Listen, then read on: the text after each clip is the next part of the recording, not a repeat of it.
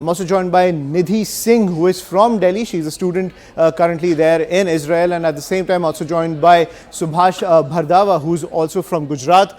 Thank you for joining us on CNN News 18. Nidhi, I'll come to you first. What is the scene right now where you are? So Yeah, I'm I'm standing in the Jerusalem right now. I'm living in the Jerusalem in the center area right now. Mr. You can Subhash, see I'll the come to you. here.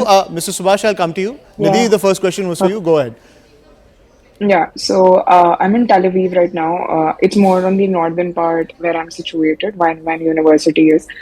The situation looks not that good. It's an orange alert, so we are expected to be inside our dorms and follow all the precautionary measures. Something as small as covering your windows, keeping your windows shut. You can see behind me. These are certain things that we have to do. We have to be alert at all times. That in case the siren goes off, you are moving to bunkers. So these are a few advisories. Apart from that, the classes are not happening. Everything will start virtually. The semester has been delayed as well. So these are certain other things that's going around across the university as well and across the city as well. Right. And Mr. Subhash, where are you right now, and what is the situation there? So right now I'm in the Jerusalem in the center area. I'm standing in the center area. You see, this is the center area, and you can see very well that nobody will come. People come to outside in this time in this Israeli Palestine conflict. You can see this is the most important area in the Jerusalem, and the situation is not good. You know very well, and everybody has this instruction that should be stay in the home every time. So you can see the roads and all things are very empty. You see, here's the you see, and this is the very uh, tight situation in the Israel right now in the Jerusalem. You can see is very well. Yeah. Right. So And this is the we have not a big problem for our Indian citizens, and then our Indian embassy also advised me that you can should stay your apartment in their work, and that's all. Yeah. right, so the advisory has come in for all Yeah. Indian nationals to stay inside. Nidhi, what is the security deployment outside where you are? Because I'm sure it's a really tense situation right now in Tel Aviv. Are you carrying your ID with you wherever you go? What is it? What is the situation when it comes to essentials like food and water over there as well? Right. So basically, yeah, the security is tight. As a precautionary measure, the university as well has blocked a lot of gates, etc. There is a minimum movement that's been asked for us to do. More than that, the groceries, etc. There are smaller shops that are closer by on campus. We are recommended to only go there because that's the closest thing we have here. They're asking us not to step out of dormitories or campus at all times because this is, generally a much more safer area considering the entire city. And that's what the situation is right now here. Right, so at least you're on a campus which has shops nearby, so there is that facility over there. But Mr. Subhash, where you are, what is the situation when it comes to getting essentials like food and water? Are you getting access to that? At the same time, are IDF forces asking you for your ID? Like I can see you're outside right now. Yes, exactly, Go ahead. exactly, exactly. Everybody and police and IDF also ask me when I go to outside, and they ask me where are you working, where is your ID. So this is the security is very tight, and I am telling you that in the supermarket and the grocery store is very empty. You know, a little bit very problem to buy all the stuff. So this is the big problem in the right now in the Jerusalem, right? You see, Right, yeah. right. Mr. Nidhi, I'll come back to you. How are you in contact with the Indian authorities over there, and what are the advisories that they have given you? So, the Indian authorities, there's a very large student community here in general, and especially the Indian community is also pretty big on campus. One of those people is in constant contact with the Indian authorities, and the advisory is generally simple. It's to follow whatever the government of Israel is giving, like the guidelines, etc. That's the similar advisory. Anything and everything, especially for the people down south of Israel, they're asking them to take more precaution and that's majorly the advisory that's coming from the Indian government. They're asking us to stay inside, follow all precautionary measures, and just be there and be safe and try to minimize movement at any cost. And Nidhi, at the same time, as you're pointing out, there's a large student population over there. Are many of your peers over there, are they wanting to exit Israel as soon as possible? Any arrangements being made for that? Nothing as of now. We have heard that students, like there is an arrangement for students to go back. There has been certain news here and there that the Indian government is on alert and they will help students. There are certain students who already went back, and other people are still here and observing the situation because people have been living long, especially students, Indian community here. They're pretty accustomed to situations like these in the past, but this has been very escalated. So people are holding their calm, just looking and observing at the situation, and then I think people will take a decision within by the end of the week. That's what I've heard. Right, Mr. Subhash Bharadva, you're outside also right now as these tensions continue on the Yes. ground. Now, we are also getting Yeah. reports that many extremists from Palestine have infiltrated many Israeli cities. Is that also a cause for concern? Because as Nidhi is pointing out, the advisory is to stay indoors. You're currently outside. And is it a high risk kind of like situation right now? Because the fear is that many extremists have infiltrated, Israeli cities. It's hard to differentiate who is a friendly, who is an extremist, and that's a huge security concern right now. Yeah, you're right. I agree with Nidhi because the advisories also follow us, and then I'm telling you that the outside is a very high security, and all the time the police and IDF ask me and everything. So, so we have to follow all our embassy of Israel, Tel Aviv advisory, and we follow him, and we stay at home in our shelter or our house or on the work. Exactly. Right. And Nidhi, Yeah. because we've seen all those rockets flying, we've seen all those visuals of the rockets flying from Palestine into Israel. The Iron Dome kind of protects and tries to neutralize as many rockets as possible, but many of them go through it and they've hit so many targets. We've seen those visuals on our screen. What is the drill that you have been assigned when it comes to any rocket alert which happens in your area? Take us through that. Yeah, so just a day back, there were certain rocket alerts here around missile alerts, basically here around Tel Aviv as well, which was more towards the eastern side. So usually the sirens go off. Once you hear the siren, it's advised that all your windows are shut at all times. So that is why I'm keeping my windows shut and they're covered as well. The second thing that we are asked to do is we are asked to go into the Iron Dome. So the staircases here in the university dome are act like bunkers. And there is one room at every floor, which is again heavily fortified, where you can stay during these things. You're advised to stay there for 10 minutes. And if there is no another advisory that's coming in or no another alert, you're expected to then come out.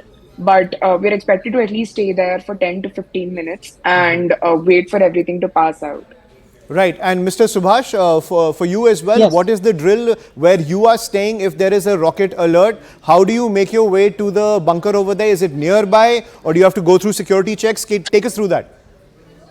Yes, Saturday early morning when I heard the alarm in the morning for the rocket firing, and we are together all my friends and we went to in the shelter immediately. Yes, and although the Saturday I heard the 15, 16 times the alarm during the day Saturday. Yeah. Right. So it's an easy kind of like a movement for you when it comes to going from where you are to those shelters. Nidhi, I'll come back to you. Of course, whenever there is this level of high alert, access to medical facilities is something that is the need of the hour, especially for a lot of people in and around Tel Aviv. Are there any concerns surrounding that, or has it been a smooth process so far for you and your peers right now at the university? It has been a smoother process in terms of that. Right now, we haven't heard of anybody who requires an urgent medical aid. But yes, at all times, the university is really helping out.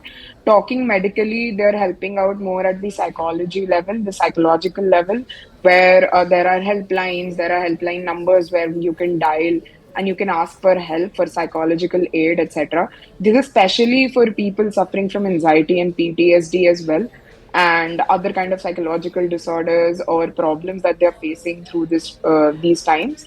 Other than that, I do people are pretty okay with it. There is everything that's been provided. If you need anything, You can reach out to generally the staff here, the general helpline numbers that are running 24/7 now for helping out, especially international students. Right. And when this entire rocket attack started, were you given a briefing by just the university authorities, or were members of the IDF on campus to give you guys a briefing? The members of the IDF weren't on campus. These authorities firstly came from the government, then again they were reiterated by the university altogether. So that is the procedure that's generally followed here. Right. And Nidhi, because I can see that it's quite a clean connection between you and me, as you and I are interacting. How regularly are you in contact with your family back home? I'm very frequently in contact. I've been texting them all the time. The network here is pretty stable. It's not getting affected. They're ensuring that at least students have access to network, because a lot of people here are actually carrying out their academic research simultaneously during times like these as well. So it's a major thing. So with on that level, it's perfectly fine right now. And what are the concerns coming in from your parents at the end of the day? Of course, they're very concerned about your safety, but it seems that the security, especially on the university campus, is quite kind of like in place. And just take us through the kind of concerns that they've been talking to you about. So my parents, the general concern is this, that, what's the way forward? How long will this go on? Because semesters have been delayed. We've been notified that the semester is delayed and classes will be conducted virtually. So their general concern is, what's the way forward? Will you be staying here for the next few weeks? Will you be coming back? Because there is no end to a war if you look at that way. Like, we all hope that the war comes to an end. But at the end of the day, there is a lot of uncertainty associated with this particular situation here. So the uncertainty, I think, is making everybody around, my family as well, a little more anxious in terms of where will this all go. Right. And Mr. Subhash, when's the last time you had Yes. any contact with your family members back home? Yeah, regularly I am contacting every day, all the time, and they are all very, very worried, and they call me back to India because they are all very worried about here the situation. So regularly I contact with my family, and every time I spoke with my family. So Nidhi said that our internet is pretty good and running very well. Yes. Right. So, when's the last time you had a chat with them, and who all are back home? If you can just tell us about that. Yeah, I just spoke a few minutes before with my father and my wife, and they said that, please, if you have a good note situation so please come back to India. So just few minutes before I spoke with my family. Right. And Nidhi, I'll just give you the final word. Nidhi, what is your demand from the Indian authorities right now? Is there anything lacking at the end of the day that you think needs to be addressed? Is the need of the hour for you and your peers and other Indian nationals who are in Israel to come back home as soon as possible? I think there's nothing that the Indian authorities have not done. They're trying their best, I would say. But I think more clarity in terms of what might be the way forward for students like me, because there are a lot of students here on my university as well. And some of them, I know, they're carrying out their postdoc and PhDs, and it's very important for them. But then what's the way forward? Are we supposed to stay here? Should we come back? Because right now the only thing that we are hearing is that we need to take all precautionary measures. But again, I think a solid conclusive way forward will be better, like for everybody to be at ease and avoid any future problems in general for the Indian community here. Right. And Mr. Subhash, any message you want to give to the Indian authorities as this conflict continues to rage? Something that you think needs to be addressed as soon as possible? Yes, I would like to say to our authority that please keep our safe, and everybody, and all our Indian people, and all over Israel, and all our human beings. So that's all. Yeah.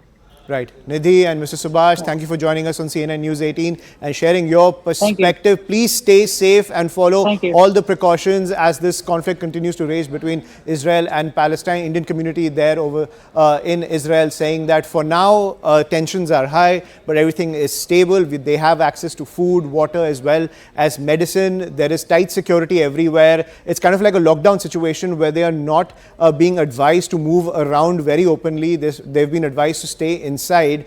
So security is very tight over there as this conflict continues to rage between the two sides.